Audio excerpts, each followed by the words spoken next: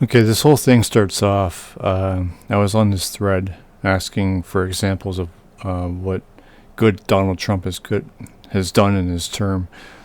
So HLeigh kicks in, or jumps in, saying, "You are joking, right? Do you live in the U.S.? If so, I hope you know how much Trump has done for all of you U.S. Yeah, blah blah blah." So moving down.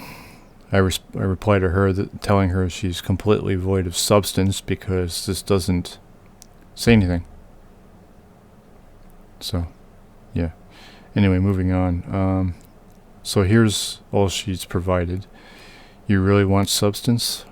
What do you want first? I'll start with Trump's work. So she gives me a list of 39 points here. And she adds a few later in this thread, but that doesn't really matter for this segment because what I'm about to show everybody, whoever clicks on this, just says it all. So, blah blah blah, doesn't matter. None of this matters. I should also mention that I've given her my hardcover audio Shopify link, which contains my 2 audiobooks, one of them being about Donald Trump. I gave it to her 3 or 4 times, and she still hasn't, she also takes a jab at me. Now your replies have contained no substance and zero facts and evidence, when the reality is that I was asking for examples of why am I responsible for providing facts and evidence, and for what? I didn't make any claim. I didn't.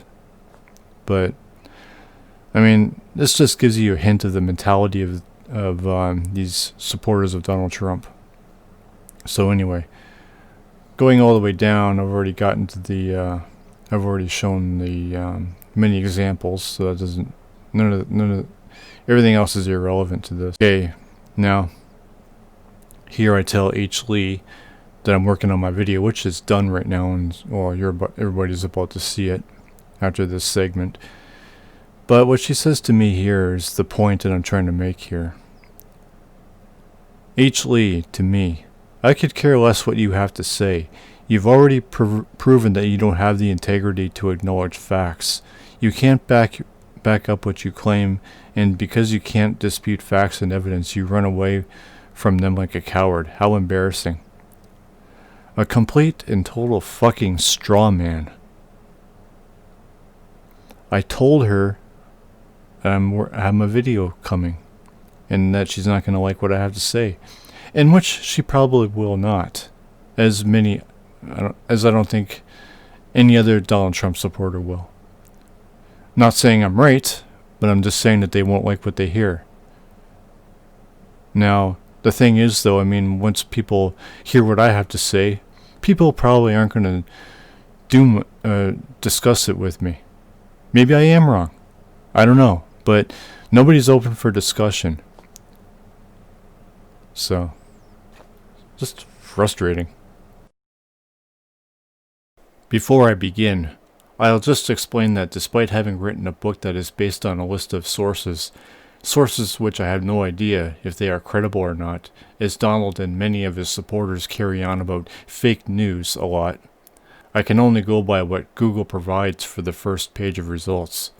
If you don't like that, well, that would cause the conflict of you proving your preferred sources of information to be legitimate, because how do I know if they are? I should also explain that I've covered the first 2.5 months of Donald's work, and there was a horrendous amount of insanity. You didn't buy my audiobook? Why not? How is that fair? I'll also list the few links in my description of articles that I look at.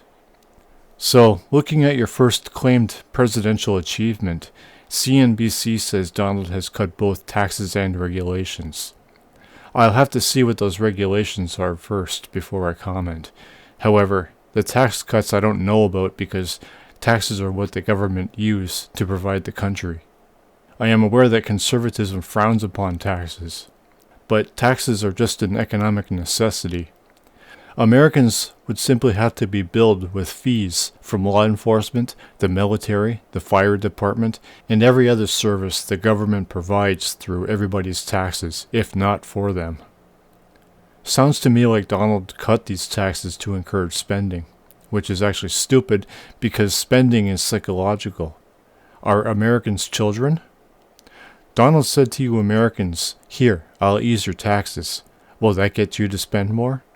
By cutting taxes instead of actually questioning you people why you aren't spending enough into the economy. Maybe the actual problem is people constantly looking to save money, while many products are made cheap so they can be sold for low prices. This is stupidly irresponsible. This makes the American economy a low-gear level economy, and also at the expense of slave labor of people in foreign countries. Because people aren't buying quality products, which is why other people are getting a low income, and therefore need those low-quality products.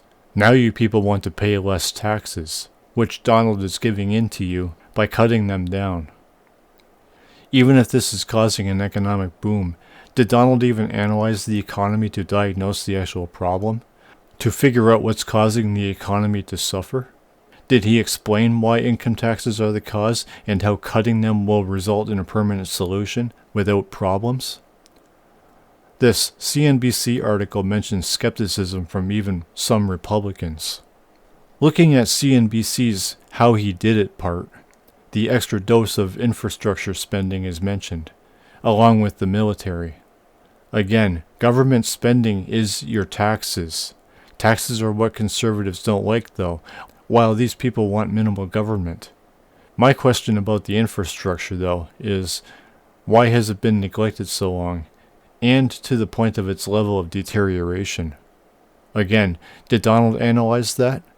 Where did he get the conclusion of taxes and regulations are the problems from? Aside from this enormous spending on the infrastructure alone, what about America's debt? Did Donald have a plan to bring that down at all? I'll look at one more page, but I'll say right now that Donald cutting taxes is really just an artificial solution. Now, looking at Bloomberg's article, it says that Donald's Tax Cuts and Jobs Act provided businesses an incentive to invest in America. Did Donald ask any businesses why they don't invest? This article also mentions that Donald has agreed to do more military spending, and I think America's excessive use of the military is the biggest problem. America is constantly at war, as America is usually, if not always, the instigator. I've just watched Renegade Cut's video about colonialism, which explains that the military is used to maintain Africa's economic submission to America, which means that the military only requires investment because it's excessively used for the purpose of foreign usurpation. The US government is the fucking mafia. This is the opposite of a presidential achievement, and also the opposite of economic growth. If the military is never abused, very little money would need to be spent on it.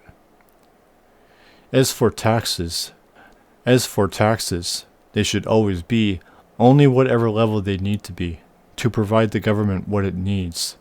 The economy's health is dependent on spending, which should never require an incentive.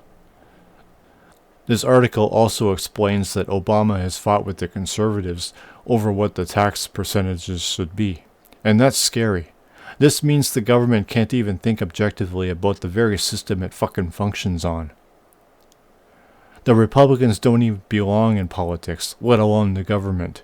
Taxes are just a part of living in a capitalist economy, in participation in the system, just like everybody else. Yeah, so I think Donald's tampering with the internal system is severely irresponsible, when I think the problem is simply this silly and immature obsession with saving money and looking for deals with every purchase. I would say that also means less money for businesses to pay their employees, but the economy can still function because of the exploitation of subdued countries where those people work for peanuts. Get it?